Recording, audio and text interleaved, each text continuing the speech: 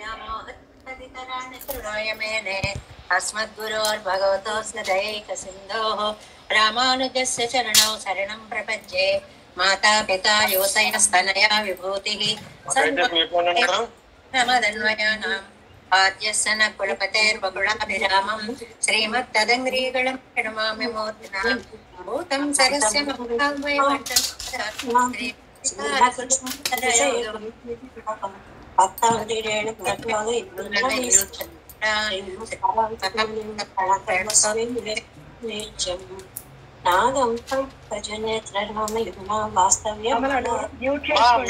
దయచేసి రామయమునా వాస్తవ్యమాలాధరాన్ యోగేంద్రం కురుకేశ చంద్ర జలదిం గోవింద పూరాధిపౌ భట్టార్యం నిగమాంతయోగ జగదాచార్యో సకృష్ణద్వయౌ వందే మాధవ పద్మనాభ సుమనత్ కోలేశ దేవాధిపాన్ నమో వేదాంత వేద్యాయ జగన్మేతవే యథాగమృతాసార పూరితం భువనత్రయం వేదాంత వేద్యామృత వారిరాసైరే వేదాంత సారామృత పౌరమగ్ర్యం ఆదాయ వర్షంతమహం ప్రపద్యే కారుణ్యపూర్ణం కల్వైరిదాసం శ్రీమత్కృష్ణ సమాహ్వాయ నమో యామున సూనవే యత్కటాక్షణలక్ష్యాణాం సులభ శ్రీధర సదా శ్రీకృష్ణ పాదాబ్జయ నమామి శిరసా సదా యత్ప్రసాద ప్రభావేన సర్వసిద్ధిరభూన్మమ లోకాచార్యాయ గురవే కృష్ణపాదస్య సూనవే సంసార భోగ సందష్ట జీవ జీవాతవే నమః శ్రుత్యర్థసార జనకం స్మృతిపాలమిత్రం పద్మోళ్ళ సద్భగవదంగ్రి పురాణ బంధం జ్ఞానాదిరాజమభయప్రదరాజపుత్రం అస్మద్గురుం పరమకారుణికం నమామి ద్రావిడాంనాయ హృదయం గురు పర్వక్రమాగతం రమ్య జామాతృదేవేన దర్శితం కృష్ణ సోననాం సుందర జామాతృమునే ప్రపద్యే శరణంబుజం సంసారార్ణవ సమ్మగ్న జంతు సంతారపోతకం నమోస్తు దేవరాజాయ చతుర్గ్రామ నివాసినే రామానుజార్య దాసస్య సుతాయ గుణశాలినే నమ శ్రీశైలనాథాయ కుంతీ నగర జన్మనే ప్రసాదలబ్ధ పరమ ప్రాప్య కైంకర్యశాలినే శ్రీశైలేశ దయాపాత్రం దైవత్యాది గుణార్ణవం యతేంద్ర ప్రవణం వందే రమ్య జామాతరం మునిం శ్రీరంగ సింహగిరిదేశిక పాదసేవా ప్రాప్తాఖిల ద్రవిడ వేద రహస్య జాతం శ్రీ గౌతమాన్వేషమాశ్రిత భాగధేయం గోపాలదేశికమహం శరణం ప్రపద్యే కౌశికాన్వయ సంజాతం వెంకటార్యతనోభవం వేదాంతాచార్య సశిష్యం ఉడయవల్లం భజే శ్రీమద్ వెంకటరంగార్య శిష్యం సశిష్య సేవరిం శ్రీ లక్ష్మణార్య విబుధం సంశ్రయే ధీవిదిత్తయే ఓం అస్మద్గురుభ్యో నమః భక్తామృతం విశ్వజనానుమోదనం సర్వార్ధదం శ్రీ శఠగోపవాङ्మయం సహస్రశాఖోపనిషత్ సమాగమం నమామ్యహం ద్రావిడ వేద సాగరం తిరువలిదినాడెన్నం தென்குருகூர் என்னும் அருவினையவன் பொருணல் என்றும் அருமறைகள் அந்தாதி செய்தான் அடியினையே எப்பொழுதும் சிந்தியாய் நெஞ்சே தெளிந்தோ மனத்தாலும் வாயாலும் வன்குருகூர் பேணும் இனத்தாரை எல்லாதிரைஞ்சேன் தனத்தாலும் ஏதும் குறைவிலேன் எந்தை சடகோபன் பாதங்கள் யாமுடைய பத்து ஏந்த பெருங்கீர்த்தை ராமானுசமுனிதன் வாயந்த மலர் பாதம் வணங்குகின்றேன் ஆயந்த பெரும் சீரார் சடகோபன் செந்தமிழ் வேதம் தரிக்கும் பெறாத உள்ளம் பெறா வான் விகிழம் சோலை மதிலரங்கள் வன் புகழ் மேல் ஆன்ற தமிழ் மறைகள் ஆயிரமும் ஈன்ற முதல் தாய் சடகோபன் மயம்பாள் வளர்த்த இதத்தாய் ராமானுசம் மிக்க விரை நிலையும் மெய்யாமயர் நிலையும் தக்க நெறியும் தடையாகி தொக்கையலும் ஓழ்வினையும் வாழ்வினையும் போதும் குருகே அருகோன் யாழினிசை வேதத்தில் நம்மாழ்வார் திவ்ய திருவடிகளே சரணம் எம்பெருமானார் திவ்ய திருவடிகளே சரணம் ஜீயர் திவ்ய திருவடிகளே சரணம் ఓం అస్మద్గురుభ్యో నమః. జయ శ్రీమన్నారాయణ. భాగవత గోష్ఠికి దాసోహాలు సమర్పిస్తూ నమ్మాళ్వార్లు ప్రపన్న జనకూటస్థులు సామవేదాన్ని సమానమైనటువంటి తెరువాయి మొజిని మనకి అత్యద్భుతంగా అందిస్తే దానిని మనం పరిచయం చేసుకునేటువంటి ఒక ప్రయత్నాన్ని ఈడు అనేటువంటి 36,000 వ్యాఖ్యానాన్ని యథాశక్తిగా చదువుకుంటూ అర్థం తెలుసుకునే ప్రయత్నాన్ని చేస్తున్నాము. అందులో మనకి మొట్టమొదటి 10లో 8వ పాసురంలోకి వచ్చాము. మనం 7 పాసురాలు పూర్తి చేసుకుని 8వ పాసురంలోకి మనం ప్రవేశించాము. ఈ 8వ పాసురము కుదృష్టి నిరసనము అంటారు. కుదృష్టి నిరసనము అంటే ఇతర మతాల వాళ్ళందరూ కూడా లేదు బ్రహ్మే మూలకారకుడు, రుద్రుడే మూలకారకుడు ఇలా చెప్పేటువంటి వాళ్ళకి కుదృష్టి అంటే చక్కటి అర్థం అండి. వెళ్ళవలసిన పద్ధతిలో వెళ్లకుండా ఉచితంగా అంటే పక్క మార్గంలోకి వెళ్ళిపోయే దృష్టిని కుదృష్టి అంటారు. అంటే శ్రీమన్నారాయణుడు జగత్కారకుడై ఉండగా, ఆయన సృష్టిని చేస్తూ ఉండగా, ఆయన స్థితిని చేస్తూ ఉండగా, ఆయన సంహారాన్ని చేస్తూ ఉండగా, కాదండి బ్రహ్మ చేస్తాడు, కాదండి రుద్రుడు చేస్తాడు అని ఇతరుల వైపు ఈ మహాత్మ్యాన్ని అంటగట్టడానికి కుదృష్టి అని పేరు, అంతకంటే ఏం లేదు. ఆ కుదృష్టిని నిరసిస్తున్నారు ఇందులో. మనకి ఈ రోజు చెప్పుకుంటున్నాం, మొట్టమొదటి పాసురంలో ఆనంద స్వరూపుడైనటువంటి భగవంతుణ్ణి చెప్పి గుణాన్ని, 2వ పాసురంలో గుణాశ్రయత్వాన్ని చెప్పి, 3లో లీలా విభూతిని చెప్పి, 4, 5, 6లో స్థితికి, తాను స్వరూపానికి, స్థితికి, ప్రవృత్తి నివృత్తులకి కూడా భగవంతుడి అధీనంలోనే అవన్నీ ఉంటాయి అని చెప్పి ఇవాళ 8వ పాసురంలో కుదృష్టులని నిరసిస్తున్నారు. అంటే మీరు చూడడం సరిగ్గా అలవాటు చేసుకోండి. మన కంటికి దృష్టి ఒక్కొక్కసారి 2, 3 లాగా, రంగులు వేరుగా, ఏదో ఉంటే భ్రమగా, తాడుపడి ఉంటే పాముగా, ఇలా రకరకాల భ్రమలని ఈ దృష్టి కలిగిస్తూ ఉంటుంది. దేనికి కుదృష్టి అని పేరు. ఉన్నదాన్ని ఉన్నట్లుగా గ్రహించగలిగేది సరి అయిన దృష్టి. కాబట్టి మీరు బ్రహ్మ మూలకారకుడా, రుద్రుడు మూలకారకుడా, ఇంద్రాది దేవతల అనే కుదృష్టిని వదిలిపెట్టి శ్రీమన్నారాయణుడే పరతత్వము, జగత్కారణ స్వరూపుడు, సృష్టి స్థితిలయకారకుడు అనే విషయాన్ని మంచి దృష్టితో అర్థం చేసుకోండి అని అంటూ ఇవాళ 8వ పాసురాన్ని మనకు అనుగ్రహిస్తున్నారు. ముందు పాసురం అనుసంధానం చేసుకుందాం. చక్కగా చదువుతున్నారు. పాసురాలన్నీ కూడా వింటుంటే చాలా ఆనందం అనిపిస్తుంది. ఎంత ప్రాక్టీస్ చేస్తే అలాగే వెళ్ళిపోతాయండి పాసురాలు. అలా ఒక 7-8 నిమిషాలే ఉంది, ఇతరులైతే ఓ పావుగంట చదువుతారేమో అని ఒక ఎక్స్ప్రెస్ లాగా మన రామకృష్ణ అవి నోటికి ఎంత బాగా నలిగిపోయి వచ్చేస్తే ఆ రకంగా మనం చదవగలుగుతాము అని అందరూ కూడా, అటు సుజాత గారు గాని, వారు గాని, మా అమ్మలు గాని, ఎవరైనా సరే ఎంత ప్రాక్టీస్ చేస్తే అవి అలాగా గతం అవుతున్నాయి, మనకి చేతిలోకి కరగతాలు అవుతున్నాయి అనేటువంటి విషయం తెలుస్తుంది. పాసురాలను అలా చదవడం ఒక సౌభాగ్యం అన్నమాట. గోపాలాచార్య స్వామి వారు అనేవారు, మీకు అర్థం తెలియక్కర్లేదండి, అసలు ఇంట్లో పుస్తకం ఉంటే చాలండి మీరు అదృష్టవంతులు అవుతారు అనేవారు. మొదటిది. తర్వాత మీకు చదవడం రాకపోతే వింటే చాలండి మీరు ధన్యులు అవుతారు. అందువల్ల ఎవరైనా పారాయణం చేస్తూ ఉంటే అక్కడికి వెళ్ళి కూర్చుంటే చాలండి, అది చెవుల పడితే చాలండి అని. ఆ స్థితిని దాటి మీరందరూ, గోష్ఠి వారందరూ కూడా నోరారా చదివేటువంటి ఒక అభ్యాసాన్ని అత్యద్భుతంగా కపిలాచార్య స్వామి వారి ట్రైనింగ్ లో చాలా చక్కగా చెప్తున్నారు. భలే ఆనందంగా ఉంది. తిరువాయిమజిని మన వాళ్ళు ఎంత ఆనందంగా గడగడ చదివేస్తున్నారు అనిపిస్తుంది. ఈ 8వ పాసురాన్ని ఇవాళ మనం చెప్పుకోబోతున్నాం. ఇందులో కుదృష్టి నిరసనము, చెడు దృష్టిని, పక్క మార్గాల్లో వెళ్లే దృష్టిని సక్రమ మార్గంలో పెట్టడము. అంటే అన్నీ చేసేటువంటి సృష్టి స్థితి లయకారకుడు శ్రీమన్నారాయణుడు ఉండగా ఇతర దేవతలని ఎందుకు మీరు భ్రమపడుతున్నారు, దాన్ని ఆయన ప్రమాణపూర్వకంగా చెప్తున్నారు ఈ పాసురంలో. నిన్న పాసురంలో వచ్చింది సురుదియుళ్ళని, శృతి ప్రమాణము. ఏమండి మీరు చెప్పేదానికి ఎక్కడైనా ప్రమాణం ఉందా అని అంటే వాళ్ళు వీళ్ళు కాదండి, సాక్షాత్ శబ్ద ప్రమాణము. ప్రత్యక్ష ప్రమాణం అంటే చూడడంలో దోషాలు ఉండొచ్చు, వినడంలో దోషాలు ఉండొచ్చు, ఏదైనా అనుమానం అంటే మనం కరెక్ట్ గా ఊహించలేకపోవచ్చు అనుమాన ప్రమాణంకి. కానీ వేద ప్రమాణంకి ఒక్క దోషము కూడా లేదు.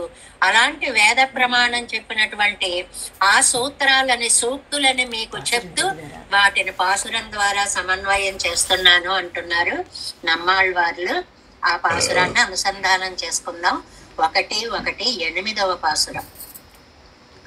சுரர் அறிவு அருநிலை வெண்முதல் முழுவதும் வரன் முதலாயவை முழுதுண்ட பரபரன் புறமொரு மூன்றெருத்து அமரர்க்கும் அறிவியந்து அரண் அயன் என உலகளித்த மைத்துளனே.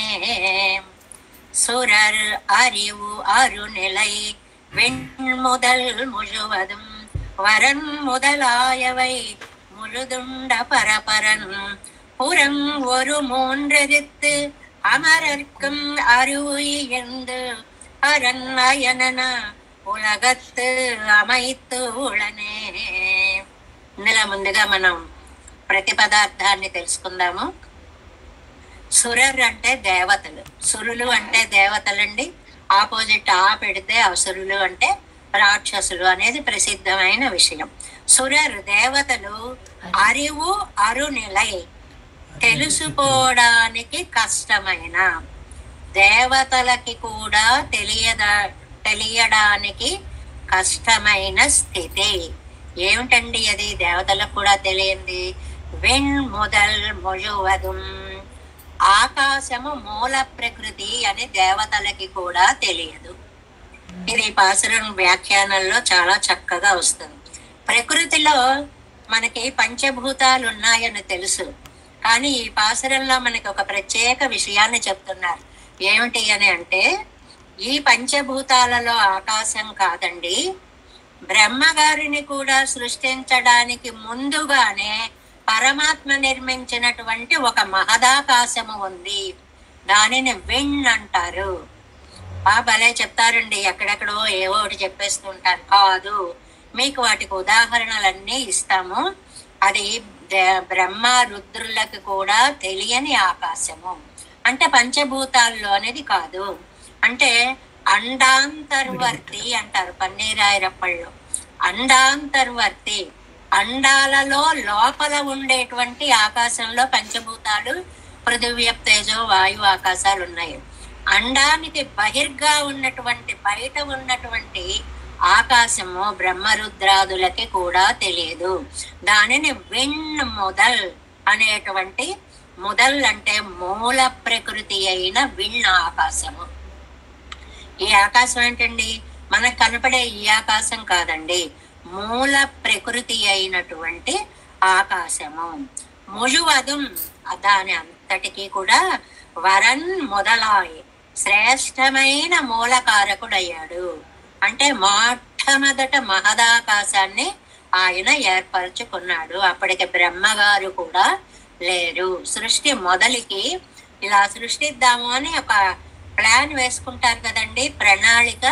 ఆ ప్రణాళికలో ఒక పెద్ద ఆకాశాన్ని సృష్టించుకుని అవై ముజుదు ఉండ పరపరన్, తర్వాత సమస్త వస్తువులని కూడా సృష్టించి, ఆ సృష్టించే ముందు అన్ని ఆయనలో కారణ రూపంగా ఉన్నాయి.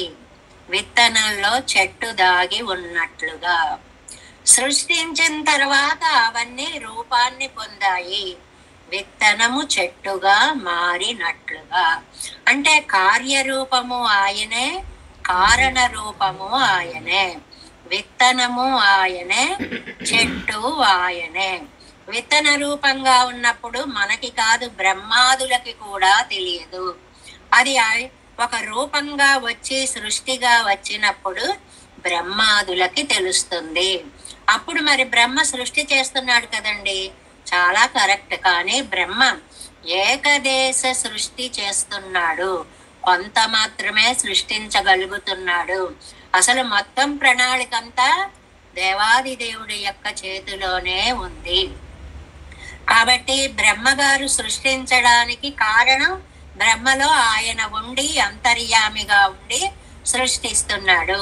ఒక పెద్ద కొడుకు వచ్చిన తరువాత తండ్రి, నాయన ఈ బాధ్యతలన్నీ నువ్వు తీసుకోరా అని అప్పగిస్తే కొడుకు చేసినట్లుగా బ్రహ్మగారు సృష్టిని చేస్తున్నారే తప్ప స్వయంగా బ్రహ్మ కూడా చేయలేడు. ఇది చేస్తాడనుకోవడమే కుదృష్టి, దానిని నిరసిస్తున్నాము. అంతేకాదండి, బ్రహ్మగారు అయిపోయారు. తర్వాత పురం ఒరు మూండ్రు ఎరుత్తు, దాన్ని ఎలా అన్వయించుకోవాలి? ఒరు మూండ్రు పురం ఎరుత్తు, ఒరు మూండ్రు పురం ఎరుత్తు, అలా అన్వయం చేసుకోవాలి, ఆర్డర్ లో పెట్టుకోవాలి. అలా పెట్టుకుంటే ఏమవుతుంది? ఒక 3 పురాలని దహించి, 3 పురాలని దహించిన ఆయనంటే పరమశివుడు, త్రిపురాసుర సంహారి, అది పరమశివుడికి పేరు. ఇంకా లయాన్ని గురించి చెప్తున్నారు. మరి శివుడు లయం చేస్తున్నాడండి, ఆయన కూడా ఏకదేశ లయమే చేస్తున్నాడు.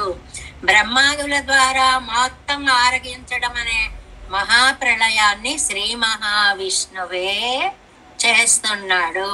అంటే ఇటు రుద్రుడు గాని అటు బ్రహ్మగారు గాని ఏకదేశ సృష్టి ఏకదేశ సంహారమే చేస్తారు తప్ప ఫుల్ చెయ్యలేరు. మొత్తము ముഴുదు అనే పదాన్ని ఎక్కువగా మనకి వాసురాల్లో వస్తుంది. సంపూర్ణంగా ఆయన చేస్తున్నాడు అనేటువంటిది. 3 పురములను ఎరుత్తు దహించి ఉలగు అళిత్తు, లోకాలన్నీ అళిత్తు. ఆఖరి పాదంలో అళిత్తు అమైత్తు అని 2 పదాలు ఉన్నాయి చూడండి. అళిత్తు అంటే సంహారం, అంటే అదేమో పరమశివుడు చేసే పని. అలాగే అమైత్తు అంటే సృష్టి, అదేమో బ్రహ్మగారు చేసేటువంటి పని. ఆ అరణ్యన, ఆయన్ని హరుడు అన్నారు, హరించేవాడు అన్నారు రుద్రుణ్ణి. అమరర్కు అరివు ఇయందు, ఇంకా దేవతలకి జ్ఞానాన్ని ఇచ్చిన ఆయన ఒక ఆయన ఉన్నాడు. ఆయన ఎవరండి? బ్రహ్మగారు 4 వేదాలని లోకానికి అందించాడు, జ్ఞానం ఇచ్చాడు అంటున్నారే, ఆ బ్రహ్మగారికి ఆ వేదాలని అందించిన వాడు కూడా శ్రీమన్నారాయణుడే. మనకి బ్రహ్మగారు వాటిని నిర్లక్ష్యంగా పోగొట్టుకుంటే మత్స్యావతారాన్ని ఎత్తి సోమకాసురుణ్ణి సంహరించి ఆ వేదాలను తీసుకొచ్చి మళ్ళీ ఇచ్చిన కథ తెలుసు. అసలు మొదట ఇవ్వడం అనేటువంటిది శ్రీమన్నారాయణుడే చేశాడు. ఇప్పుడు మత్స్యావతారం ఇచ్చిన వాటిని పోగొట్టుకుంటే తిరిగి వాటిని సంపాదించాడు, అది తెలుసుకోవాలి. అరివు ఇయందు, జ్ఞానాన్ని ఇచ్చాడు బ్రహ్మగారు అంటారు. ఉలగు అమైత్తు, లోకాన్ని సృష్టించాడంటారు.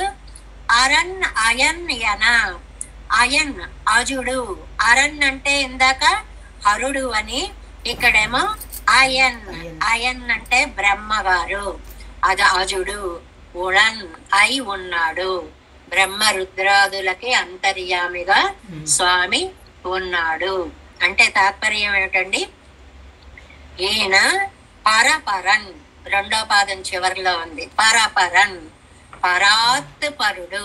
ఈ మాట ఉయిరుపాటు అంటారండి, ముఖ్యమైన పదం అన్నమాట. పరపరన్ అంటే బ్రహ్మకి రుద్రుడికి కూడా మూల కారణ భూతుడు. పరపరన్, పరస్మాత్ పరహ పరపరహ. దేవతలు ఎవరినైతే పరులు అని బ్రహ్మని రుద్రుణ్ణి పొగుడుతున్నారో, పరస్మాత్తు వాళ్ళకంటే కూడా పరహ మూల ప్రకృతి స్వరూపుడు శ్రీమన్నారాయణుడు. ఆ మూల ప్రకృతికి ఆయనే ఆధారభూతుడు, కారణభూతుడు. ఆయన ఉన్నాడు. మూల ప్రకృతిని ఒక ఆకాశాన్ని ఏర్పాటు చేసుకున్నాడు. ఇప్పుడు సృష్టిని మనం చేద్దాం అనుకున్నాడు. అప్పుడు బ్రహ్మగారిని సృష్టించి ఆయన ద్వారా సమస్త సృష్టి చేయించాడు. అప్పుడు రుద్రుణ్ణి సృష్టించి ఆయన ద్వారా లయాన్ని చేయించాడు. నారాయణాద్ బ్రహ్మ జాయతే, నారాయణాద్ రుద్రో జాయతే. వేదాన్ని మీరు నమ్ముతారా? ఈ సూక్తులని నమ్మండి. ఆయన నుంచే వీళ్ళిద్దరూ కూడా బయలుదేరి వచ్చారు.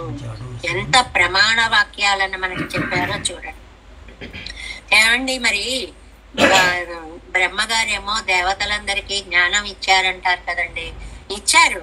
తల్లిదండ్రులు ఆస్తి మూట కట్టేస్తే ఆగర్భ శ్రీమంతుడిగా ఒక కొడుకు పుడితే వాడు అన్నిటినీ తన ఇష్ట ప్రకారం ఎలాగైతే వాడుకుంటాడో, జ్ఞానాన్ని అంతటినీ శ్రీమన్నారాయణుడు అనుగ్రహిస్తే అప్పుడు ఆయన యో బ్రహ్మాణం విదధాతి పూర్వం.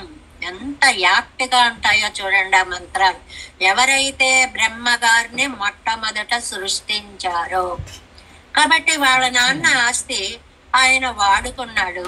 తల్లిదండ్రులు ఇచ్చినటువంటి ఆస్తిని పిల్లలు ఎలా వాడుకుంటారో, బ్రహ్మగారు కూడా తన తండ్రి శ్రీమన్నారాయణుడు ఇచ్చినటువంటి ఆస్తిని చాలా చక్కగా వాడుకుంటున్నాడు తప్ప ఆయన స్వసంపాదన ఏమీ కాదు. ఎంత అదృష్టవంతులు, వాళ్ళు సంపాదించేస్తే వీళ్ళు పేరు కొట్టేస్తున్నారనమాట. అది బ్రహ్మగారు గాని రుద్రుడు గాని అని. మరి అదేంటండి, త్రిపురములు సంహరించాడు కదండి ఈశ్వరుడు. అలాంటి ఈశ్వరుడు సంహారకారి, లయకారుడు, రుద్రుడు, రోదయతీత రుద్ర, ఈ పదాలన్నీ ఉన్నాయి కదండి. మొత్తం తనలో లయింప చేస్తాడు కదండి. అవును, చేస్తాడు. అయితే ఆయనకు ఆ సంహరణాత్మక శక్తి లోపల అంతర్యామిగా ఉండి తానే చేశాడు. ఇది భారతాల్లో, భాగవతాల్లో, విష్ణు పురాణాల్లో ఎన్నో చోట్ల శివుడు సాక్షాత్తుగా పార్వతీదేవికి చెప్పినటువంటి మాట. ఆయన అనుగ్రహం వల్లనే నేను ఈ కార్యక్రమాలన్నీ చేయగలుగుతున్నాను అనేటువంటిది. కాబట్టి ఈయనకు అంతర్యామిగా ఉండి సంహారం చేస్తాడు. కాబట్టి ఈ పాచరంలో మనకి చెప్పిన 2 మాటలు ఏంటి? జ్ఞానప్రదాత బ్రహ్మగారికి అంతర్యామి నారాయణుడే, సంహారకర్త పరమశివుడికి అంతర్యామి శ్రీమన్నారాయణుడే. ఈ బ్రహ్మ, ఈ శివుడు వచ్చే లోపే మొదల్ పరమాకాశము అనేటువంటి దాన్ని ఆయన ఏర్పరిచాడు. దానికి మూల ప్రకృతి అని పేరు. ఇంకా మనం వ్యాఖ్యానం చెప్పుకుంటూ ఈ పాసుర అర్థాన్ని తెలుసుకునే ప్రయత్నం చేద్దాం. ఈడు 36 ఎట్టాన్ పాట్ 8వ పాసురం. సురర్ ఇత్యాది, సురర్ అరివరు నిలై అనే పాసురము. శృతి సిద్ధనవనే ఎన్నం, ఈయన శృతి ప్రమాణంగా కలవాడు. పూర్వమే చెప్పాము, సురుదియుల్ అనే ప్రయోగం వల్ల చెప్పాము. ఏమని? పరమాత్మ గొప్పవాడు, మొదటివాడు, జగత్కారకుడు, సృష్టి స్థితి లయ సంహారగానే అన్నిటికీ కూడా మూలకారకుడు అని వేదాలు చెప్పాయి. నా మాట కాదు. ఎంత ఏదో టంకా బజాయించి చెప్పారు, బల్లగుద్ది చెప్పారు, నొక్కి వక్కాణించారు. ఈ పదాలన్నీ ఉన్నాయే, అలా చెప్తున్నారు నమ్మాళ్ళు వాళ్ళు. సర్వ శరీరియాయ్ నెక్కిరానవనే ఎన్నం సొల్లా నిన్నేర్. అందరికీ శరీరంగా ఉండి, శరీరిగా ఉండి అందరినీ శరీరం చేసుకుంటాడు. నేను చెప్పుకున్నాం కదండి, శరీర ఆత్మ సంబంధము అనేటువంటిది. మనకి ఎలాగైతే ఆత్మ మనని శరీరంగా చేసుకుందో, పెరుమాళ్ళు ఆత్మని శరీరంగా చేసుకుని అలా ఉంటారు అనేటువంటిది. అది పోరిగిరదు బ్రహ్మ సృష్టికు కడవనాయ్, రుద్రం సంహారత్తుకు కడవనాయ్ ఎండ్రో పోరిగిరదు. అదేంటండి మీరు ఎలా చెప్తారు? ముందు నేను తాత్పర్యం చెప్పేశాను కాబట్టి మీకు ఈజీగా అర్థమవుతాయి. అలా చెప్పారు ఏంటండి? బ్రహ్మగారు సృష్టిస్తారు కదా, ఈశ్వరుడు సంహారం చేస్తాడు కదా. ఇవత్తై ఒరు వ్యక్తిలే ఏరిట్టాల్, ఇవన్నీ కలిపి శ్రీమన్నారాయణుడికి మీరు ఏరిట్టాల్ అంటకట్టేశారు, అంటే ఆరోపించేశారు. అన్ని గుణాలు తీసుకెళ్లి ఆయనకు పెట్టేశారు. నేరు పక్షపాతాలే సొన్నీరా ఆగిరో ఎన్న. మీకు పక్షపాతం ఎక్కువండి, మీరు శ్రీమన్నారాయణుడి పార్టీ అండి. అందువల్ల ఎవరు ఏ పని చేసినా అన్ని ఆయనే చేసేశారంటారు అంటున్నారు పూర్వపక్షి. ఇది పూర్వపక్షి వాక్యం అన్నమాట. ఏమిటి? బ్రహ్మ సృష్టిస్తూ ఉండగా, ఈశ్వరుడు లయము చేస్తూ ఉండగా అన్నీ కూడా ఒక వ్యక్తిలే ఏరిట్టాల్, ఒక వ్యక్తి మీద ఆరోపించేస్తున్నారు ఏంటంటే మీరు అబ్బే మీకు పక్షపాతం ఎక్కువ అండి అంటే చెప్తున్నారు. ஒரு వ్యక్తిயில் పక్షపాతத்தாலே சொல்லுகிறேனல்లేன். స్టేట్మెంట్. ఒక వ్యక్తి మీద పక్షపాతంతో నేను చెప్పడము లేదు. ఇది ప్రమాణ వాక్యం, ఆప్త వాక్యము అంటారు. ఆప్త వాక్యం అంటే ఏమని చెప్పుకున్నాం? యథార్థవాదిత్వము, ఉన్నది ఉన్నట్లుగా చెప్పేటువంటి మాట. ஒரு వ్యక్తిயில் பட்சபாதத்தாலே சொல்லுகிறேனல்லேன் ప్రమాణగతిகளை ఆరాయందాల్. ప్రమాణం అండి, వేదాన్ని తీసుకుంటే అవై ఎవర్గల్ పక్కలిల్ కిడవామయ్యాలే. ఆ వేదం ఎక్కడా కూడా వీళ్ళు జగత్ సృష్టి స్థితి లయ కారకులు అని చెప్పిన మంత్రం ఒక్కటి వేదంలో లేదు. చేస్తున్నారు అని ఉంది, ఆయన ఇస్తే చేస్తున్నారనే వేదం అంతా చెప్తారు.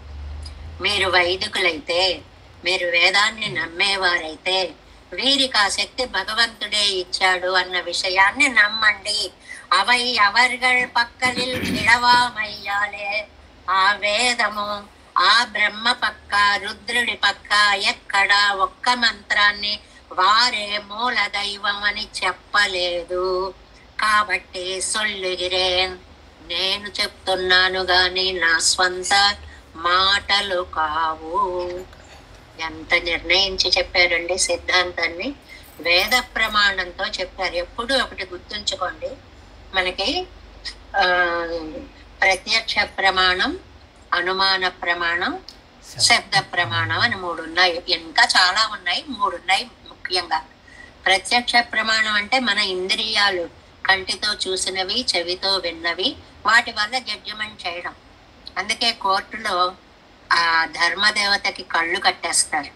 ఎందువల్ల అంటే నువ్వు చూసినవి, నీవు విన్నవి ఏవి నిజాలు కాదు, అంత అర్థం దాగి ఉందండి. ఆ నల్లగుడ్డ కళ్ళ మించి చెవుల మించి కట్టేస్తారు. అంటే విన్నవి చూసినవి నిజము కావు. ఇలా మనకి ధర్మశాస్త్రమే ఒప్పుకుంటోంది. అలా ఒప్పుకున్నప్పుడు పోనీ అనుమాన ప్రమాణం అండి, ఎంతవరకు ఊహించగలుగుతావు? నీ ఊహకి అందని విశేషాలు ఎన్నో ఉన్నాయి. మొన్న చెప్పారే, సూది పెట్టండి, సూది మీద బాణ పెట్టండి, బాణ మీద పర్వతం పెట్టండి, ఎలా నిలబడుతుందండి? ఇది నీ ఊహకి అందేటువంటిది కాదు. ఒక్క అణువులో మనకి తెలిసిన చిన్న ఉదాహరణ ఇదే. ఇంత చిప్పు పట్టుకుంటే అందులో విశ్వ ప్రపంచం అంతా దాగి ఉంది. ఎందుకంటే ఉదాహరణలు మనకిప్పుడు అందుబాటులో ఉన్నవి ఏముంటాయి? ఇంత చిన్నది దానికి పెట్టామంటే ప్రపంచం అంతా మనకు కనిపిస్తుంది. ఇంతలో అంతుంది. వీటికే ఇంత శక్తి ఉంటే పరమాత్మకి ఎంత శక్తి ఉంటుంది? ఆ పరమాత్మని చెప్పినది శబ్ద ప్రమాణము, వేదము. ఆ వేదముకి పక్షపాతము లేదు. వేదం చెప్పిన దాంట్లో 3 రకాలు ఉన్నాయి: భేద శృతులు, అభేద శృతులు, ఘటక శృతులు. భేదం అంటే జీవుడు పరమాత్మ వేరు, అభేదం అంటే వాళ్ళిద్దరూ ఒక్కటే, ఘటకం అంటే మీరన్నది కరెక్టే కానీ 3వ అర్థం ఒక స్పెషల్ ఉంది, మీరు గ్రహించట్లేదు. అజాయమాన, పుట్టడు ఒకళ్ళు, బహుదా విజాయితే, చాలా రకాలుగా పుడతాడు. అప్పుడు 3వ ఘటక స్మృతి ఏమంటుంది? మీలా కర్మ వల్ల పుట్టడు, వాడి కర్మ వల్ల వాడు పుడతాడు తప్ప జీవుడు పరమాత్మకి కర్మ యొక్క వశం అనేటువంటిది లేదు. ఇలాంటి ఘటక శృతులు భగవద్ రామానుజులు వారు చేసిన భాష్యం అంతా ఇంత అత్యద్భుత సమన్వయంగానే సాగింది అన్నమాట. కాబట్టి నేను ఏది నా మాటగా చెప్పడం లేదు, వేద ప్రమాణంగా చెప్తున్నాను. சுரர் இத்தியாதி பிரம்மாதிகளால் அறியவர சபாவத்தை உடைத்தாயிருக்கிற విన్నుండు బ్రహ్మాదులకి కూడా తెలుసుకొనలేని ఒక అత్యద్భుతమైన సృష్టి ఉంది. దాని పేరు విణ్. విణ్ అంటే ఆకాశం. ఆకాశం మాకు తెలుసండి, ఎదురుకుండా కనిపిస్తోంది. ఈ ఆకాశం కాదు, మూల ప్రకృతి.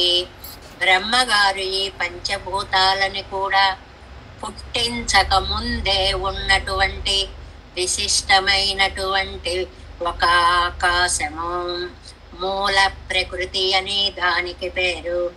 அது தொடக்கமாக உண்டான எல்லாவற்றுக்கும் వరిష్టమాన కారణమాయ్. అక్కడ నుంచి మొదలు పెడితే బ్రహ్మను సృష్టిస్తే, బ్రహ్మ పంచభూతాల సృష్టి చేస్తే తొడక్కమాన మొదలైన, అక్కడ నుంచి మొదలైనటువంటి ఎల్లావత్తుకు అన్నిటికీ కూడా వరిష్టమాన కారణమాయ్, చాలా బ్రహ్మాండమైన కారణము భగవంతుడు. వరిష్టమాన అంటే ది గ్రేటెస్ట్ అన్నమాట. వరిష్ట అనేటువంటిది అత్యున్నతమైన అని అర్థం. అది అక్షరం అంబరాంతద్రుతే ఎన్నో, అంబరాంతమెన్ను సొల్లక్కడవదిరే గార్గి విద్యయిలే కస్మిన్ను కల్వ ఆకాశ ఓతశ్చ ప్రోతశ్చ ఎన్నో, ఆకాశ శబ్దత్తాలే మూల ప్రకృతియే చొల్లుగయ్యాలే, ఇవரும் ఆకాశ శబ్దత్తాలే మూల ప్రకృతియే అరుళిచ్చేగిరారు అరుళిచ్చేగిరారు. చాలా అందమైనటువంటి వృత్తాంతాన్ని ఒకదాన్ని మనకి ఇక్కడ చెప్తున్నారండి. ఏమిటి అని అంటే, గార్గి అనేటువంటి ఒక ఆవిడ ఉందండి, ఒక బ్రాహ్మణోత్తమురాలు. వేదవాంగ్మయం కాలములోనే స్త్రీలలో అత్యుత్తములైన పండితురాళ్ళు, విద్వన్ మణులు, విదుషీ మణులు ఉన్నారు. వాళ్ళలో గార్గి మైత్రేయి అనేటువంటి వాళ్ళు చాలా చాలా గొప్ప వాళ్ళు. గార్గి మైత్రేయి.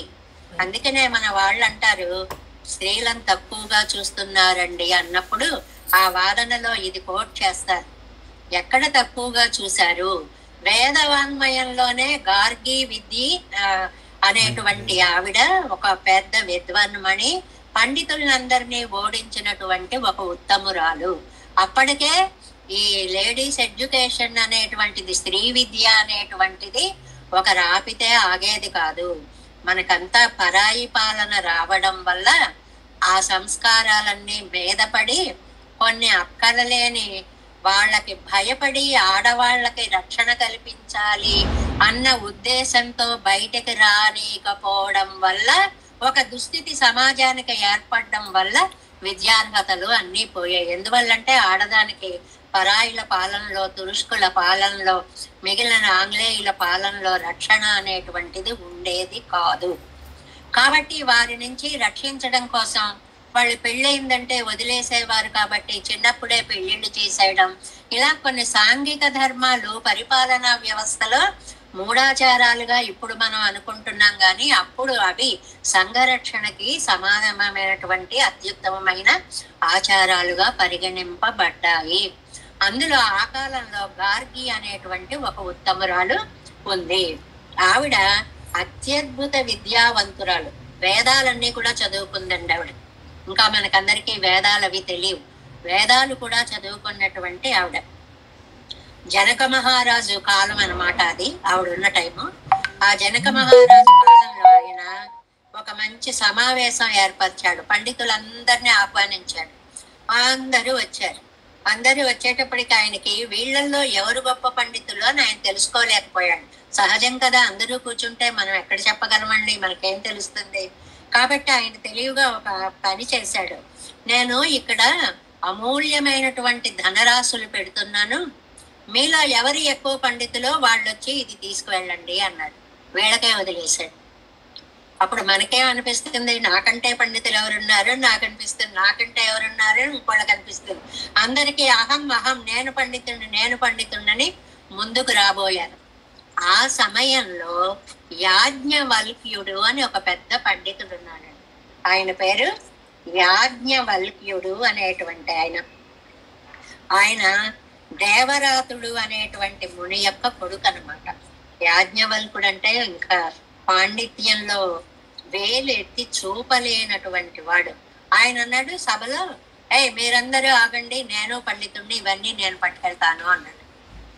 నువ్వు పండితుడు ఎలాగా, వాదించు ముందు అన్నారు. అక్కడి నుంచి వాదన జరిగిందండి. అందరూ ఓడిపోయి యాజ్ఞవల్క్యుడు గెలిచాడు. ఆ గెలిచిన సమయంలో గార్గి అనేటువంటి ఈవిడ లేచి, నేను మిమ్మల్ని 2 ప్రశ్నలు అడుగుతాను, వాటికి సమాధానం చెప్పండి అని. అంటే చాలా ఆశ్చర్యకరమైన సంగతి ఏమిటి అంటే, ఆయన అన్నాడు, అమ్మా ఏదో ప్రశ్నలు వేసి మా జీవితాన్ని పక్కకి లాక్కు, ఇలా గడిచిపోతున్నాయి రోజులు, నువ్వు ఆపు అన్నారు. అది చాలు అసలు. అంటే ఏమిటి, ఆవిడ ఏం ప్రశ్నలు వేస్తే తను ఏం సమాధానం చెప్పలేకపోతాడో. కాబట్టి అమ్మ అనవసరమైన ప్రశ్నలు వేయద్దు దయచేసి అని అంతటి యాజ్ఞవల్కుడైనటువంటి వాడిని కూడా భయపెట్టగలిగినటువంటి విజ్ఞాన శాస్త్రవేత్త ఎవరు? గార్గి అనేటువంటి పండితురాలు అన్నమాట. ఆవిడ అలా కాదండి, మీరు గెలవండి, ఊరికే 2 ప్రశ్నలు వేస్తాను, ఆ 2 ప్రశ్నలకి సమాధానం చెప్పేసి మీరు పట్టుకెళ్ళిపోండి ఆ డబ్బునంతటిని కూడా అందనమాట. అంటే ధనం కోసం కాదమ్మా, పేరు ప్రతిష్ట అనేటువంటివి ఉంటాయి కదా. ఓడిపోయి ధనం నేనెందుకు తీసుకెళ్ళడం, పైగా ఈ ధనం తీసుకెళ్ళడం అప్పుడు ఎవరు తీసుకెళ్ళినా వాళ్ళ తిండి కోసం వాళ్ళు ఎవరు తీసుకెళ్లేవారు కాదు, కులపతులుగా ఉండేవారు. కాబట్టి ఆశ్రమ పోషణ, విద్యార్థుల పోషణ, అప్పుడు గవర్నమెంట్ లోనే 1/6 లాభాలన్నీ మునిగా గణాలకి ఇవ్వాలి అని ఒక రూల్ ఉండేది.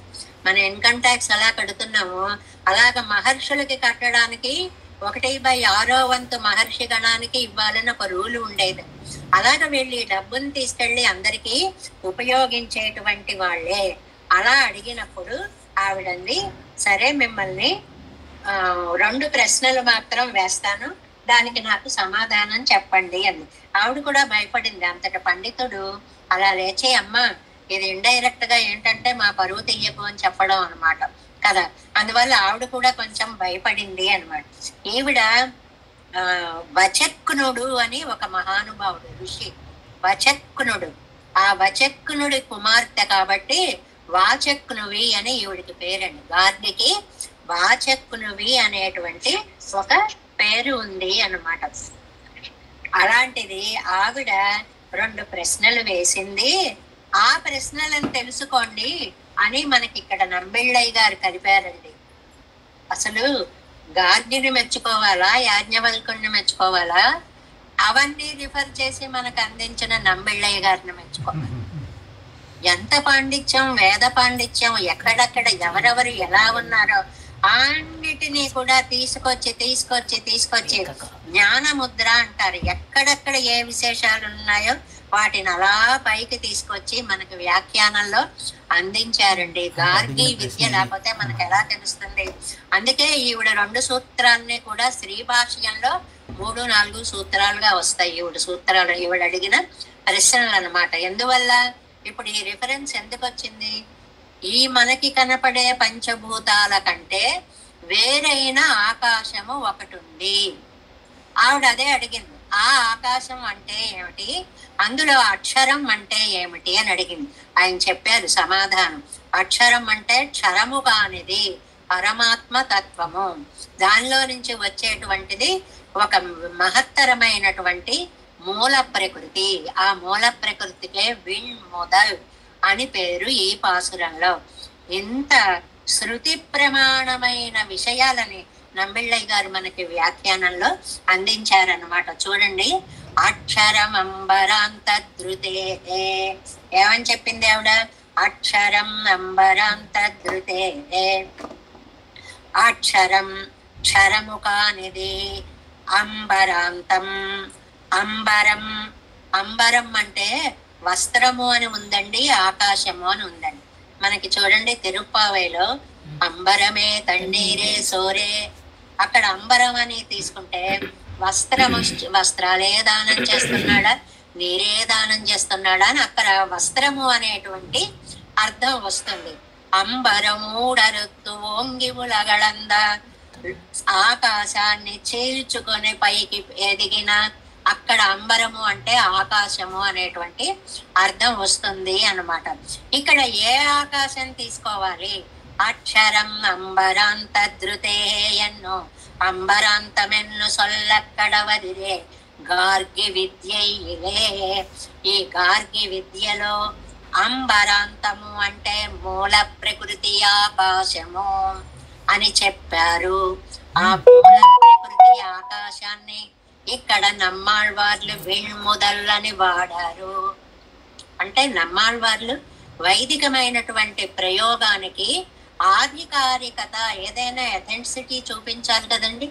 అందువల్ల ఇదిగో ఈ గార్గి విద్యలో, ఈ ఉపనిషత్తులో ఇక్కడ ఉన్నటువంటి ఈ సూత్రంలో ఉన్న అక్షరం అంబరంతద్రుతే, ఆకాశానికి మూల కారణమైనటువంటి అక్షరం పరబ్రహ్మ స్వరూపం అని గార్గి ఏ ప్రశ్నలో అయితే అడిగిందో ఆ ఆకాశాన్ని ఇక్కడ నమ్మాళ్వార్లు చెప్తున్నారు.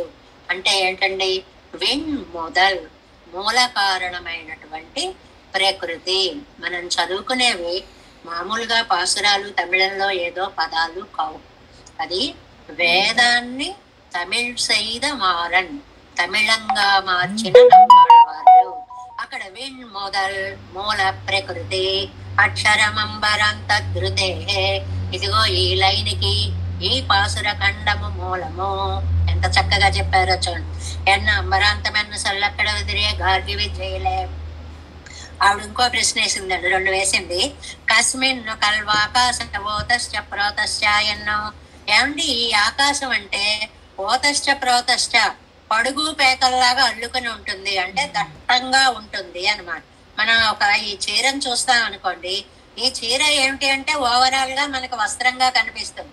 దీన్ని సూక్ష్మంగా చూసామంటే ఒక పడుగు, ఒక పేక. అంటే నేత నేసేవాళ్ళు చూడండి, ఇలా ఇలా ముందు నిలువు దారాలను పెట్టేసి తర్వాత అడ్డం దారాలను ఎలాగైతే తీసుకువెళతారో అలాగ సృష్టిని అంతటినీ పడుగు పేకలాగా తనలో మూర్తిభవింప చేసుకున్నటువంటి పరమాకాశము. అది వేదంలో ఉన్నటువంటి మాట. ఎండ్రు ఆకాశ శబ్దత్తాలే మూల ప్రకృతియే చల్లుగయ్యాలే. కాబట్టి ఆకాశం అంటే మూల ప్రకృతి అని చెప్పినట్లుగా ఇవరుం అంటే ఎవరండి? నమ్మాళ్వార్లు కూడా ఆకాశ శబ్దత్తాలే మూల ప్రకృతి అరుళిచ్చేగిరారు. ఆకాశం అంటే మీరు అనుకునే పంచభూతాల్లో ఆకాశం కాదండి.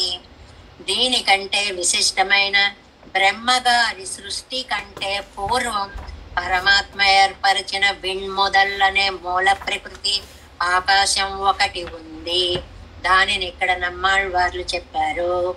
వరన్ మొదలాయ్ కారణ దశైలం సూక్ష్మ రూపేణ వ్యాపిత్తు తన్మేలే ఏరిట్టు కొండనొక్కియం. కారణ దశ, కార్యదశ అని 2 ఉన్నాయి. కారణ దశ అంటే చెట్టుకి విత్తనం కారణం. ఈ విత్తనంలో మొత్తం చెట్టంతా దాగి ఉంది, మనకు కనపడదు. అలా పరమాత్మ సృష్టికి ముందంతా ఆయనలో ఈ సృష్టి అంతా ఇమిడి ఉంది. అది కార్యం మామళవిలే వందవారే.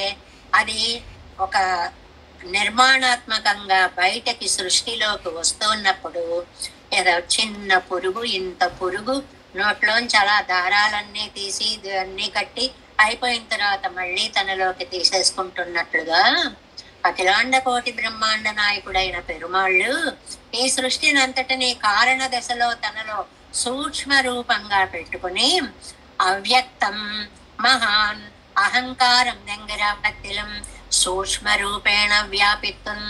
ఈ పంచభూతాలన్నీ కూడా ఆ అహంకారంలోకి, అహంకారం మహత్తులోకి, మహత్ అవ్యక్తం, ఇలా ఒకదాంట్లోకి ఒడిగి అంతా చిన్న చేసేసి క్యాప్సూల్లా చేసేసి తనలో పెట్టేసుకుంటాడు. చిన్నదిగా ఉంటుంది. కారణ పరంపరయ్యోడు కార్యమామణవిలే వందవారే. సృష్టి చెయ్యాలి అనుకున్న సమయంలో అవ్యక్తం మహాన్ అహంకారం ఎంగరివత్తిలం సూక్ష్మ రూపేణ వ్యాపిత్తు కారణ పరంపరయ్యోడు కార్య పరంపరయ్యోడు వాసి అరత్తానే నిండు నడత్తి కొందు పోరుగయ్యాలి వరిష్టమాన కారణమాయంగిరదు. కారణ దశలో సూక్ష్మ రూపంలో తనలో పెట్టుకుని కార్యదశలో దానిని యొక్క విరాట్ రూపాన్ని సృష్టిగా దర్శింపచేసి ఇలా కార్యకారణాలకి 2 తానే మూలమైనటువంటి ప్రకృతిగా ఆకాశాన్ని నిర్మించినటువంటి పరంపరనే పరస్మాత్ పరుడు. పరులు దేవతలు, దేవతలకి కూడా పరుడు, అంతటి గొప్పవాడు. అవై ముజుదు ఉండా మొత్తం ఆరగించేసి, అంటే ఇక్కడి వరకు మనం ఏం చెప్పుకున్నాం? సృష్టిని చెప్పుకున్నాం. సృష్టి అంటే అది బ్రహ్మగారి డిపార్ట్మెంట్. ఇక్కడి నుంచి లయాన్ని చెప్తున్నారు. ముజుదుండ పూర్తిగా ఆరగించి సంహారత్తిలం వందాలు ముజుక్క సంహర్తావాగిరాను అవనే సంహారం దగ్గరికి వచ్చేటప్పటికి మొత్తం ఆరగించేసి, ఆరగించడంలో కూడా రకాలు ఉంటాయి కదండి. ఒక్కొక్కళ్ళు తింటే పిచ్చి పిచ్చిగా కళ్ళం చేసేసి బాబాయ్ వీళ్ళు ఇక్కడ తిన్నారా అని భయం వేసేలా తినడతారు.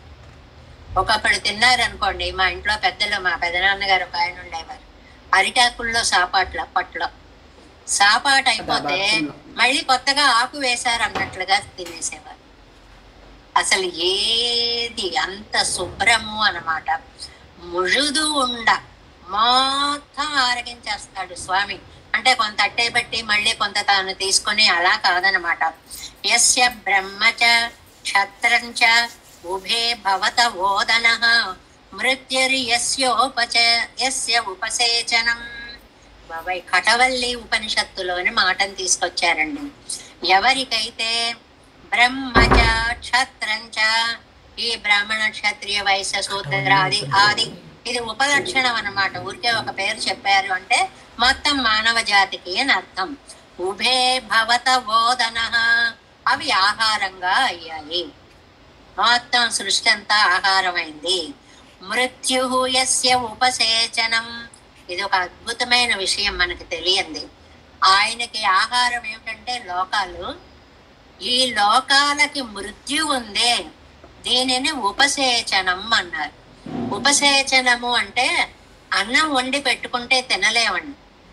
ఆ అన్నాన్ని కూరతోటో పచ్చడితోటో పులుసుతోటో పెరుగుతోటో మీ శక్తుల్ని బట్టి చేసుకునే పదార్థాలతో కలిపి మేళవించి తింటాం. దీనిని నంజుడు పదార్థము అంటారు. నంచుకోవడానికి ఏమన్నా వేయి అంటుంటారు చూడండి. నంచుకోవడానికి ఏమన్నా వేయి, ఉట్టి అన్నం పెడితే ఎవరు తినగలరండి? పెరుగైనా పోసుకుంటే పెరుగు నంజుడు పదార్థం అవుతుంది. పచ్చడి కలుపుకుంటే పచ్చడి నంచుడు పదార్థం అవుతుంది. ఏది వేస్తే అది అన్నం తినడానికి ఏది ఉపయోగపడుతుందో అది నంజుడు పదార్థం అవుతుంది. దాన్ని ఉపసేచనం అంటారు. పెద్ద పెద్ద వాళ్ళ సాపాట్లలో ఈ పదాలు ఉపయోగిస్తూ ఉంటారు. మామూలుగా సాదం, తడిగా వంట, సాదం, ఈ పదార్థాలన్నీ వాడుతున్నప్పుడు అన్ని ఉపసేచనాలు ఉన్నాయా అంటారు. అంటే ఆవేళ వడియాలు, అప్పడాలు, మిరపకాయలు అవన్నీ వేయించారా లేదా అని పెద్దవాళ్ళు అలా మాట్లాడుకునేవారు అన్నమాట.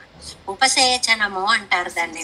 ఇక్కడ ఈ సృష్టి అంతా అన్నంట, దీనికి మరణం రావడం ఉపసేచన అంటుంది. అది నంచుకొని తింటాడు. అంటే ఉట్టి అన్నం తినలేరు కదా, నంచుకునే తినాలి. మరణాన్ని తీసుకుంటాడు అని అర్థం. ఇది ఒక అద్భుతమైన భావన అన్నమాట. సంహారాన్ని ఇలా అందంగా చెప్పింది కటవల్లి ఉపనిషత్తు అనేటువంటిది అనమాట. యావన్ ఒరువనకు ఒక ఆయనకి బ్రహ్మక్షత్రాత్మకమాయిరిక్கிறது ఎల్లాం ఓదనమాయిరిక్கிறது. ఈ బ్రహ్మ క్షత్ర వైశ్య శూద్ర ఇవన్నీ అన్నంలో ఆ ఆకులో అన్నం పెట్టినట్లు యావనొరువనకు ఆయనకి మృత్యువు ఉపసేచన కోటియలే నిర్కిరాన్, మృత్యువు అనేటువంటిది నంచుకునే పదార్థం అయింది. ఎంత స్టేట్మెంట్ ఇచ్చారో చూడండి. కైత్తా వేదయత్ర సహా அப்படி இருக்கிறவன் பெருமை ஒருவர்க்கும் మరీనిలమో ఎన్నా నిన్నదిరే. ఈ విషయాన్ని ఎవ్వడు తెలుసుకోగలడు? ఛాలెంజ్, ఎవడికి తెలియదు. మేమే చేస్తున్నాం, మా వల్లే నడుస్తోంది, మాదే సృష్టి, మాదే అంతా. అటు పరమశివుడికి గాని ఇటు ఈయనకు గాని ఉన్నటువంటి ఒక అత్యద్భుతమైనటువంటి జ్ఞాన ప్రభుత్వము గాని సంహార సృష్టిగా సంహార కర్తృత్వం గాని లోపల పెరుమాళ్ళుంటేనే జరిగాయి తప్ప వాళ్ళు స్వయంగా చెయ్యలేదు. అది పరపరన్, ఆ రెండో చివరి పదం பரபரன் பிரம்மாதிகள் அதிகாரி புருஷர்கள் இருக்கையாலே நம்மை குறித்து அவர்கள் పరపరాయిరుప్పదొండు ఒన్నుండిరే. ఏమండి, మేము సృష్టి అంటే బ్రహ్మ అనుకుంటున్నాం, సంహారం అంటే శివుడు అనుకుంటున్నాం. కాదండి, వాళ్ళ చేత ఆ పనులు చేస్తున్నటువంటి వాడు పరమాత్మే. పరాణం, మనం పరులు అనేది మీరనుకున్న బ్రహ్మ రుద్రాదులు. వారు కూడా పరన్ అనుకునేటువంటి వాడు పరహ పరాణ, పరహ వాళ్ళకి పరాణం పరహ వారికి కూడా పరుడు, పరస్మాత్ పరహ అవர்களுக்கும் పరనా ఇరుక్కుం అవన్ వాళ్ళకు కూడా చాలా గొప్పవాడైనటువంటి వాడు అని నీ దయ వల్లే మేము ఈ పనులు చేస్తున్నాము అని తెలిపి తెలుసుకొనగలిగిన వాడు.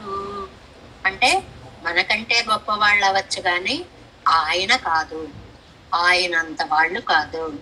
ఆయన ఇస్తే వీళ్ళు ఈ పని చేస్తున్నారు. అమరకున్ అరివు ఇయ్యందు దేవతలకు కూడా జ్ఞానాన్ని ఇచ్చి, ఆ రుద్రుడికి ఆ బ్రహ్మకి కూడా జ్ఞానాన్ని ఇచ్చి. ఇది మనకి విష్ణు పురాణంలో ఒక అందమైన శ్లోకం ఉందండి. ఏదంటే కైతి బ్రహ్మణో నామ, కా అంటే బ్రహ్మగారు అని అర్థం. ఈశోహం సర్వదేహినాం, నేను ఈశ్వరుణ్ణి. ఎవరు చెప్తున్నారండి ఈ శ్లోకం? పరమశివుడు చెప్తున్నాడు. ఆవాం తవ అంగే సంభూతవు, మేమిద్దరం నీ శరీరంలోంచి పుట్టాము. నారాయణాద్ రుద్రో జాయతే, నారాయణాద్ బ్రహ్మ జాయతే.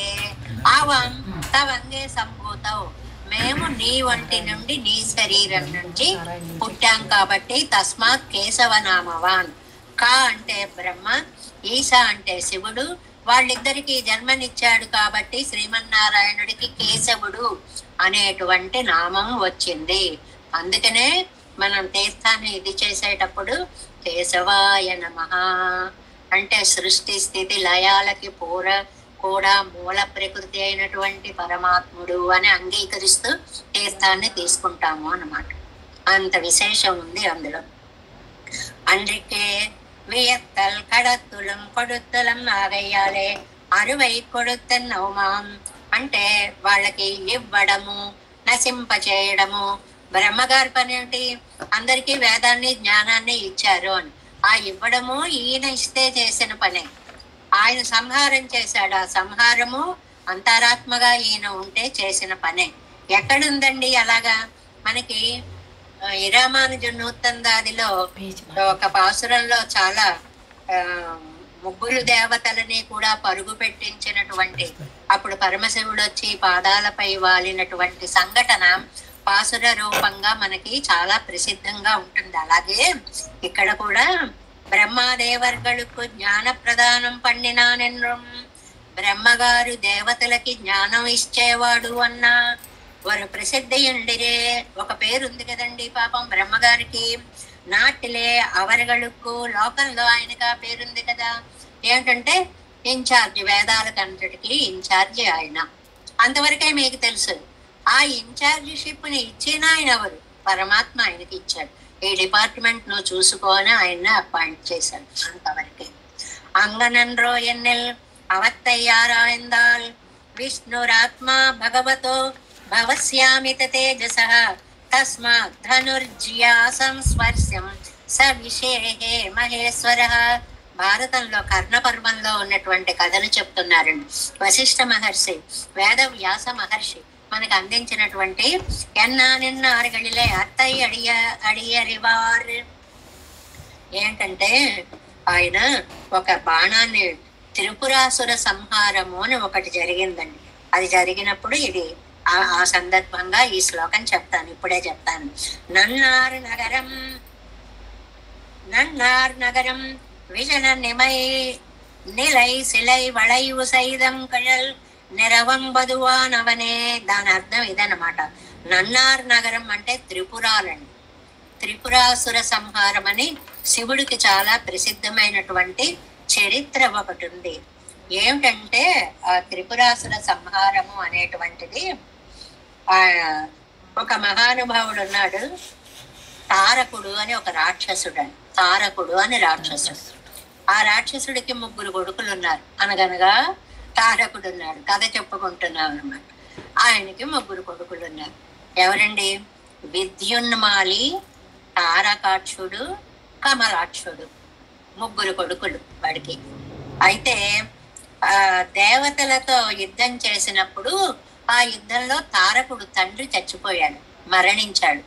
మరణించేటప్పటికి కొడుకులకి చాలా బాధేసి కోపం వచ్చేసి బ్రహ్మగారి గురించి తపస్సు చేశారు. తపస్సు చేస్తే సరే వెంటనే ఈ దేవతలకి ఒక నియమం ఉందండి.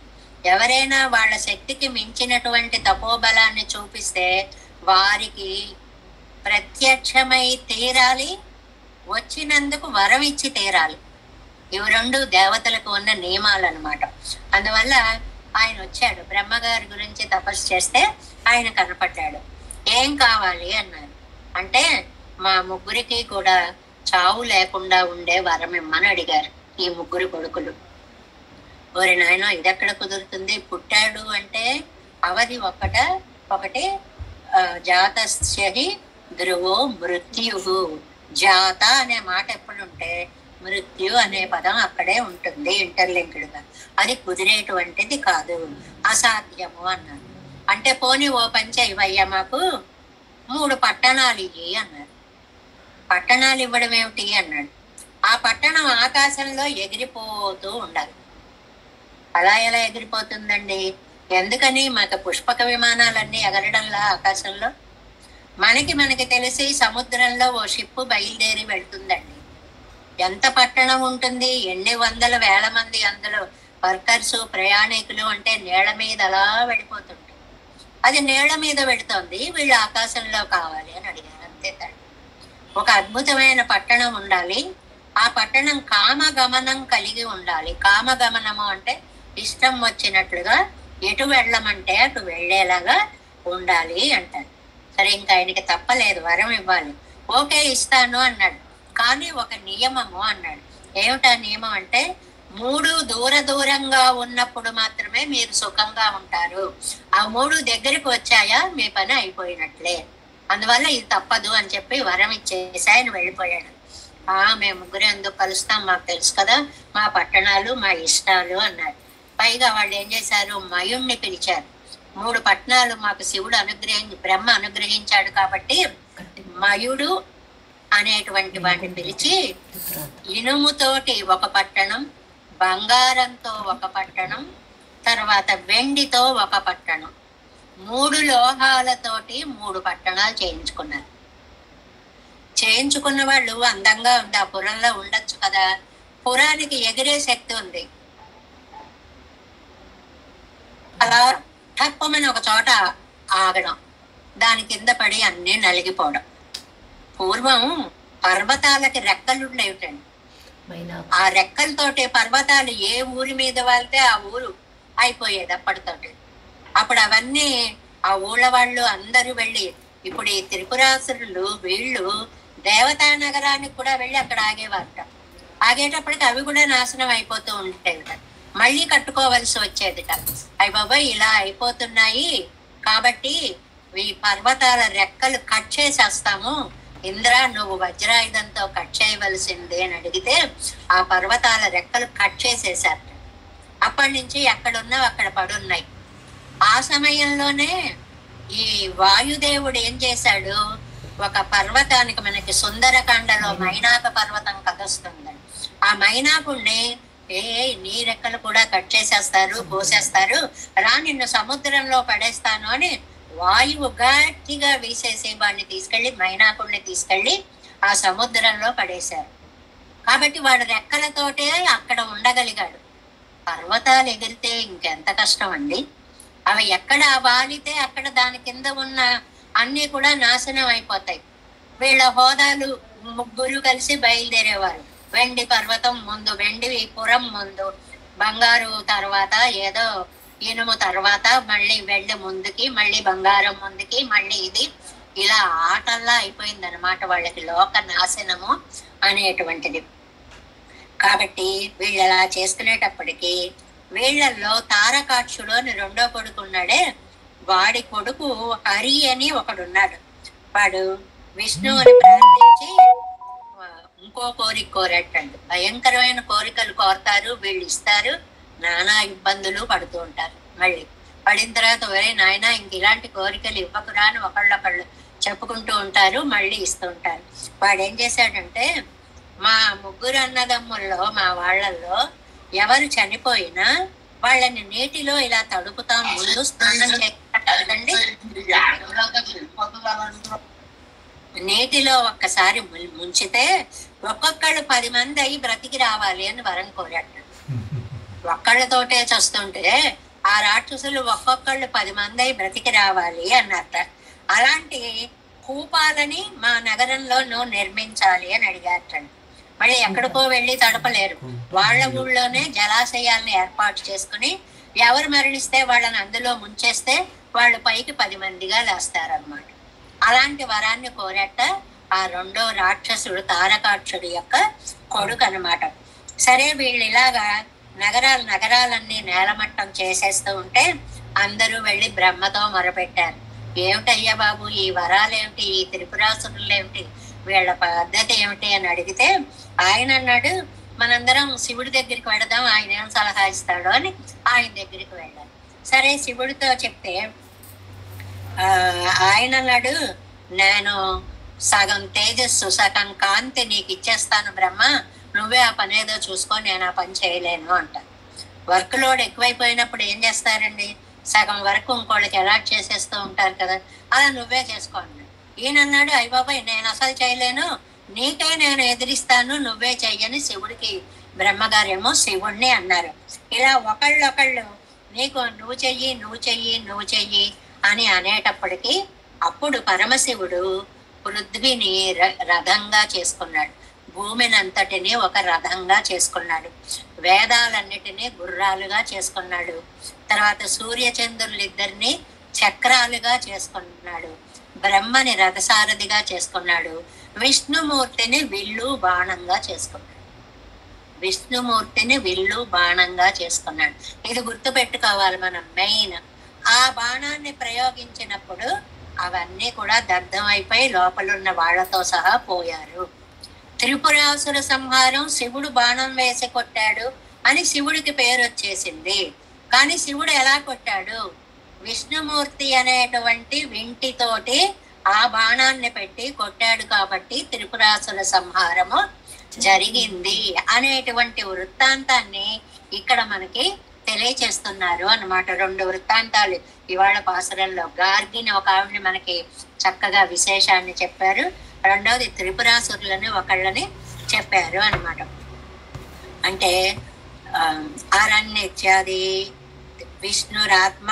ఇప్పుడు ఈ శ్లోకంకి అర్థం చెప్తా చూడండి. 178వ పేజీ సెకండ్ పేరా 6వ లైన్. విష్ణురాత్మ భగవతో భవస్య అమిత తేజసః తస్మాత్ సనుర్జ్యా సంస్పర్శం స విశేషే మహేశ్వరః ఎన్నా నిన్నారుగళిరే.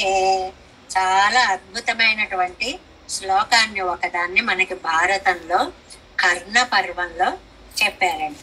ఏమిటి దానికి అర్థము అని అంటే, విష్ణువు ఆత్మగా ఉండడం చేత ఆ వింటి త్రాడు ఈశ్వరుణ్ణి ఏమీ చేయలేకపోయింది, ఆ బాణము రాక్షసులని నశింపచేసింది అని ఆ శ్లోకానికి అర్థం. నన్నార్ నగరం విజన నిలై సిలై వళైవు సైద అజంగుల్ నిరాంబదువానవనే ఎన్న నిన్నారు గళిరే. అది ఎంత జాగ్రత్తగా ప్రయోగించాడు అంటే పరమశివుడు, మనకి ప్రయోగాలు రావండి. మనం ఏదైనా ఇలా వేద్దాం అనుకుంటాం అనుకోండి, దూరంగా విసురుదాం అనుకోండి, మన కాళ్ళ మీద పడుతూ ఉంటుంది. అది చేత కాకపోవడం వల్ల ప్రయోగం ఏమవుతుంది, మన మీదే పడుతూ ఉంటుంది. అలా పడకుండా ఉండడానికి శ్రీ మహావిష్ణువు సాయం చేస్తే కదా నువ్వు త్రిపురాసుర సంహారం చేశావు అని భారతంలో కర్ణ పర్వంలో వచ్చినటువంటి ఒక మాట.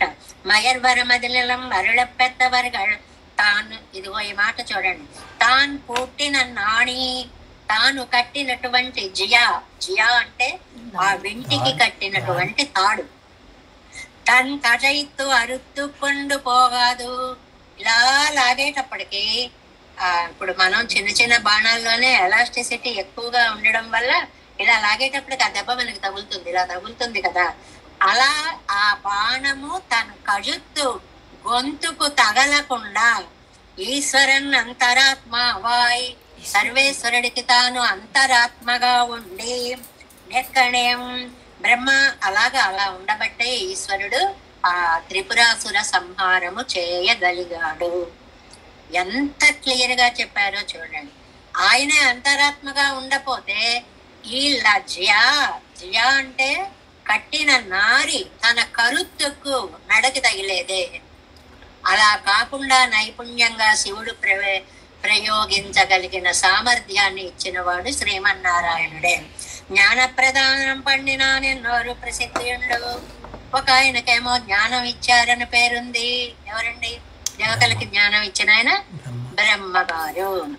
అదొక అడియారా ఇందాల్ యో బ్రహ్మాండం విదితాతి పూర్వం ఎంగిరిపడియే. దానికి కరెక్ట్ గా వేదం సమాధానం చెప్పింది. బ్రహ్మగారిని మొదట సృష్టించి యో బ్రహ్మాణం విదధాతి పూర్వం ఫస్ట్ బ్రహ్మాణం బ్రహ్మని యహ విదధాతి పూర్వం ఎవరైతే ముందు సృష్టించారో. ఇది శ్వేతాశ్వతర ఉపనిషత్తులో ఉన్నటువంటి అత్యద్భుతమైన మాట. ఆ నడియా ఇరుక్కం అలాగ బ్రహ్మగారికి మూలంగా ఉన్నాడు. అరణిత్యాది అరణ్ సైదాన్, అరణ్ అంటే శివుడు, హరన్ కి అరణ్ అని వస్తూ ఉంటుంది. ఆ ప్రొనౌన్స్ చేస్తాం. పాసురాలన్నిట్లో అరణ అయనన, హరుడని, అయన్ బ్రహ్మ అని, అరణ్ అని అచ్చుల్లో ఆ వస్తూ ఉంటుంది. అరణ్ సైదాన్ అయన్ సైదాన్ అన్న ఉలగ అజిత్తు అమైతుళన్ లోకాన్ని సృష్టించి నశింపచేసిన వాడివి నువ్వే. சுரர் அறிவரு நிலை விண்முதல் முழுவதும் பரன் முதலாய் அவை முழுதுண்ட பரபரன் அரணனை புறமோரு முன்னరిత్తు ఉలగత్తై అజిత్తు అంత ఒక మాటలో చెప్పారు. ఏమి అంటే లోకాలన్నిటికీ కూడా ఆయన సంహారకారకుడుగా ఉండడానికి హరుడు అనేటువంటి త్రిపురాసుర సంహారకుని యొక్క అంతరాత్మగా ఉండి లోకాన్ని సంహారము చేసి, వెరీ క్లియర్, నువ్వు ఆయనకు అంతరాత్మగా ఉండి లోకాన్ని సంహరింపచేసావు. ఆయన్న మరి బ్రహ్మగారే అమరర్కుం అరివియందు దేవతలకి బ్రహ్మ మూలంగా జ్ఞానాన్ని ఇచ్చి ఉలగత్తై అమైతుళన్ లోకాన్ని అతని చేత సృష్టింపచేశావు. నాన్న ఎలా చెయ్యాలి నాన్న అన్నాడు బ్రహ్మ. ఇదిగో ఇలా చెయ్యాలి, ఇలా చెయ్యాలి, ఇలా చెయ్యాలి. ఈ ప్రకృతులు మూడు ఉంటాయి, సత్వరజస్ తమో గుణాలు ఉంటాయి, అవుంటాయి ఇవుంటాయి. బ్రహ్మగారికి నేర్పి సృష్టిని చేశాడు.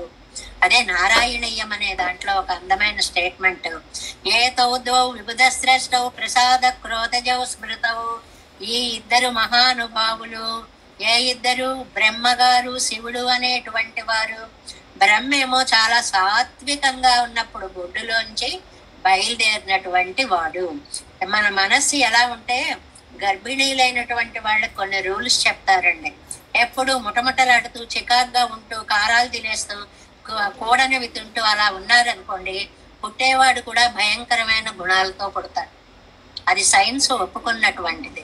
అదే మంచి ఆహారం తీసుకుంటూ ఎప్పుడు సాహిత్యాలు చదువుతూ ఎప్పుడు సంగీతాలు వింటూ ఎప్పుడు ఆధ్యాత్మిక జ్ఞానంలో ఉన్నారనుకోండి, అత్యద్భుతమైనటువంటి విద్యావేత్తలైనటువంటి వాళ్ళు ఆవిర్భవిస్తారు.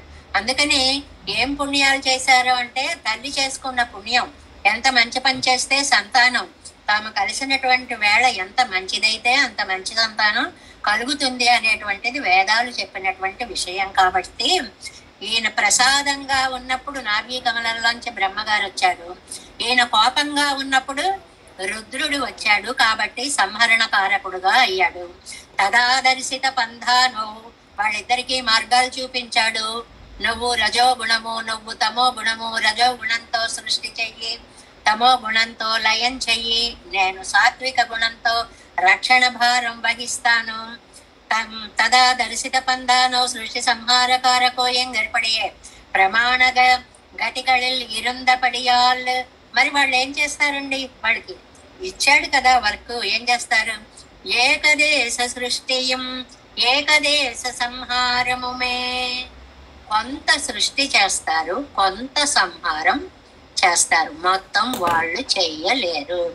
బ్రహ్మాదిகளுக்கு உள்ளదు, వాళ్ళకి ఉన్న శక్తి లిమిటెడ్ గానే ఉంటుంది. ఈయన అంతరాత్మగా లేకపోతే వాళ్ళు వాళ్ళ పనులు చేసుకొనలేరు. అది తాను ఇవர்களுకు అంతరాత్మవాయి చాలా స్పష్టంగా ఇచ్చారు. వారిద్దరికీ తాను అంతరాత్మగా ఉండి నిండ్రు సృష్టి సంహారంగళై పన్నుగిరాన్. సృష్టిని గాని సంహారం గాని చేసేవాడు సర్వేశ్వరనాగయ్యాలే. పరమాత్మే అవడం వల్ల సొన్నేనత్తనై నేను ఇలా చెప్పాను. ఈ పాసురంలో నేను సొంతగా ఒక్క వాక్యం కూడా చెప్పలేదు. ఒక వ్యక్తిயில் పక్షపాతత్తాలే సొన్నేనల్లేన్. ఒక వ్యక్తి మీద నారాయణుడి మీద పక్షపాతం పెట్టుకొని చెయ్యలేదు. ఏది జరుగుతోందో అది చూసి చెప్పగల శక్తి పరమాత్మ ఇచ్చాడు. ఆయన అంతరాత్మగా ఉండి వీళ్ళిద్దరి చేత పని చేయిస్తున్నాడు. కాబట్టి నేను ఇలాగా నేను అందుకోసం చెప్పలేదు, ఇందుకోసం చెప్పాను. ಎಂದು కుదృష్టిಗಳై నిరసిక్కిరార్. అలానే కుదృష్టులని ప్రాపర్ గా చూడడం నేర్చుకోండి అయ్యా. మీకు తెలిసినంత వరకే చూసి అదే మూలము అని అనకండి. మీకు తెలియని శక్తి ఒకటి అవతల నుంచి ఇంజెక్ట్ చేస్తూ ఉంటే మనం ఇక్కడ అది ఛార్జింగ్ జరుగుతూ ఉంటే మన ఫోన్లు ఇక్కడ ప్రపంచం అంతా నా ఫోన్ అద్భుతంగా పనిచేస్తోంది, ఛార్జింగ్ ఇచ్చేది మాత్రం ఒకటి వేరే ఉంటుంది అనేటువంటి సర్వేశ్వరత్వాన్ని అంగీకరించండి అనేటువంటి విషయాన్ని ఇవాళ కుదృష్టి నిరసనగా ఇవాళ పాసురంలో మనకి చెప్పాను. సురర్ அறிவரு நிலை விண்முதல் முழுவதும் வரன் முதலாயவை முழுதுண்ட பரபரன் புறமுறு மூன்றெரித்து அமரர்க்கும் அறிவு இயந்து அரண் அயனனா உலகத்து அமைத்து உளனே. అస్మద్గురుభ్యో నమః. దేవేశం పోలనాదం స్మృతహిత మనసం పద్మనాభం రమేశం లోకార్యం కృష్ణయుగ్మేన చ నిగమసురో యోగి భట్టారకౌ చ గోవిందం పూరనాదేన చ సహ కురు కేశేందు సింధుం యతీంద్రం మాలాదృగ్యామునార్యో మమ హృది నిదదే రామ పద్మాక్షనాదం. తిరు అరుణ్మాల్ సేనై ముదలి செடகோபன் நாதமுனி சீரையக் கொண்டார் மணக்கால் நம்பி சென்றாமாள வந்தார் குருமாலாதரர் குருகை பிறார்க்கு அம்பாம் எதிராசர் கோவிந்தர் பூரேசர் பட்டர் வேதாந்த முனி. இருகண்ணற்கு அம்புடைய நம்பிள்ளை இவர் ஈடளித்தற்கு ஏயந்த மாதவர் பத்மநாபர் இவர் அருளாளர் திருவடியொன்றிய தேவ பெருமாள் கை கண்டருளும் திருமலையாழ்வாள் பதங்கள் முன்னென்னுள் சேர்ந்தனவே. நமோஸ்து தேவராஜாய చతుర్గ్రామ నివాసినే రామానుజార్యదాసతాయ కులశాలినే నమ శ్రీశైలనాథాయ కుంతీ నగర జన్మనే ప్రసాదలబ్ధ పరమ ప్రాప్య కైంకర్యశాలినే శ్రీశైలే సదయా పత్రం దీభక్త్యాది గుణార్ణవం யதேந்திர பிரவணம் வந்தே ரம்யஜா மாதரம் முனிம்.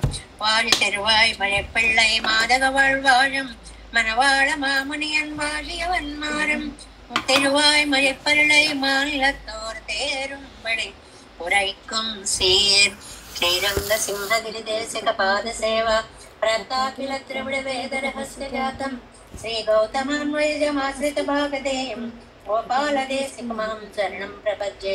కౌశికాన్వయ సంజాతం వెంకటార్య తనోభవం వేదాంతాచార్య సశిష్యం ఉడయవర్ణం భజే. శ్రీమద్వెంకటరంగార్య శిష్యం సశిష్య సేవతి శ్రీలక్ష్మణార్య విగతం సంశ్రయే ధీవిదిక్తయే. ఓం అస్మద్గురుభ్యో నమః. జై శ్రీమన్నారాయణ.